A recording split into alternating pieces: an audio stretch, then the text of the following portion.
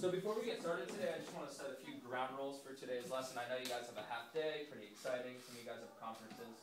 Just want to make sure that everyone's paying attention, raising their hands, not calling out. Sound good? Yeah. All right. Pass it around, read the instructions, and get started on that. You have about 5 minutes. If you have any questions at all, feel free to raise your hand. Thank you.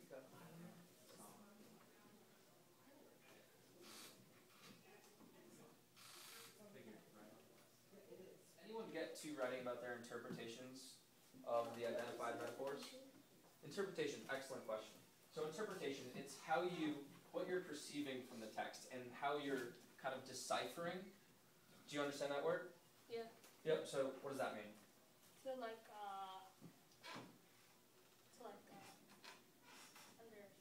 Yeah, to understand, to comprehend. I like to say it's like you're kind of investigating or you're translating to a simpler language that makes sense to you. What we're going to do is you guys are going to work in pairs briefly, go over the metaphors you guys identified with people next to you. So you two, and then you three work together and see if you guys can come up with an interpretation for at least one of the metaphors that you guys identified.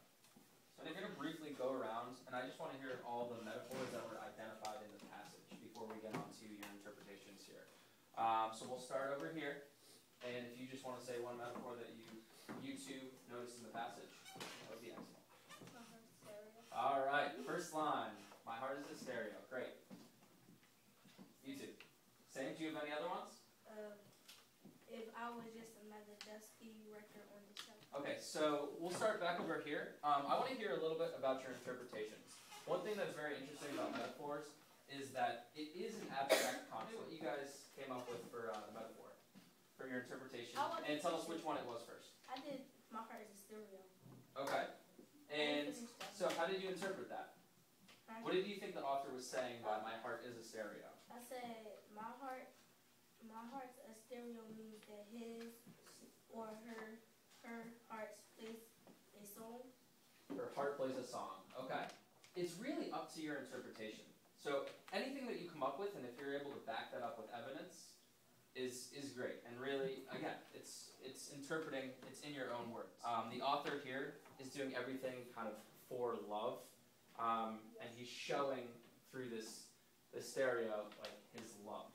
And I took it as it's a way, a stereo or music is a way to kind of impress somebody. And I think that's what Kevin and these guys were getting at over here. Yes. I took it as it's kind of a way that the heart is showing a way to impress this girl that they're writing about. The author clearly doesn't have to use a metaphor. It's a way of kind of brightening up or adding some flavor, as I said before, to the writing. So how do you think using a metaphor in this circumstance here changes the writing? Do you think it adds something to it? Do you think it takes something away, makes it harder for you to understand? Tell me some thoughts about that. Mr. Ali. It makes it more interesting to read. Absolutely. Deliberate, what the author of this passage did here. They clearly did it on purpose, right? Yeah. What does deliberate mean? Easy to sing. Exactly. They're doing it for a reason. To me, when they use the word dusty in this sentence, they're really trying to explain something. So I take it as if they're thinking about a regular record, something that goes round and round, but he uses the word dusty in there. What does that make you guys think? Old. Like it's been kind of sitting around. I'm sorry? Oh, I was going to say that. Useless. I like that. I really like that. And yeah, as you guys know, in art, a lot of the time in music as well, they're using metaphors. It really is relatable to everyday life. You will see it if you do more reading, if you're reading magazines, you're listening to songs, you'll be like, wow, that is a metaphor. And it's another way of adding some style to the writing. Alright, so what we're going to do is we're going to proceed with you guys coming up with your own metaphors. It's important to learn and really be able to add a little bit of creativity to your writing. It's one thing to be able to write in a very literal, word-for-word descriptive sense, but I think you can add a lot to your writing by using more of a creative sense and really using some metaphors, please. My heart is a stereo. Okay.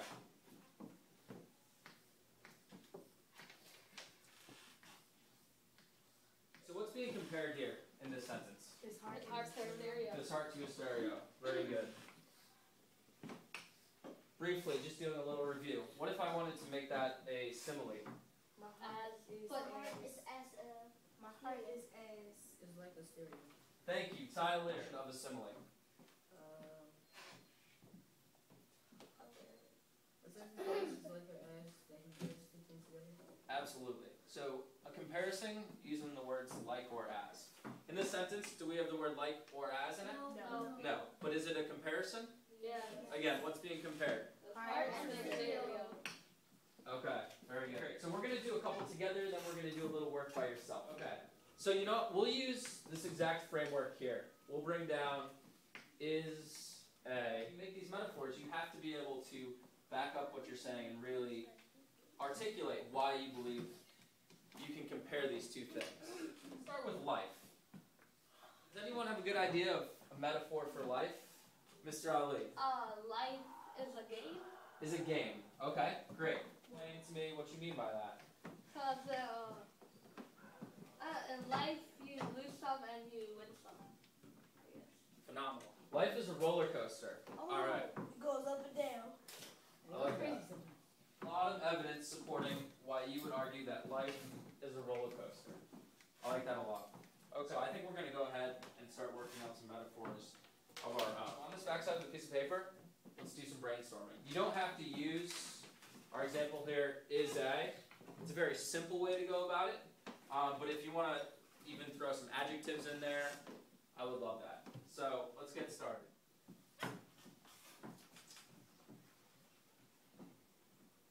Take about 15 more seconds. All right. Would anyone like to start off by sharing their metaphor? I have one. Kevin. Usain Bolt is a cheetah. Usain Bolt is a cheetah. I like that a lot. Does everyone know who Usain Bolt is? Yeah. Yes. Does everybody? Yeah. They don't know. So he's an Olympic runner from Jamaica. He's extremely fast. Usain Bolt is a human being, correct? Yeah. Correct? Yeah. Yes. Correct. All right. He's not a cheetah, right? No.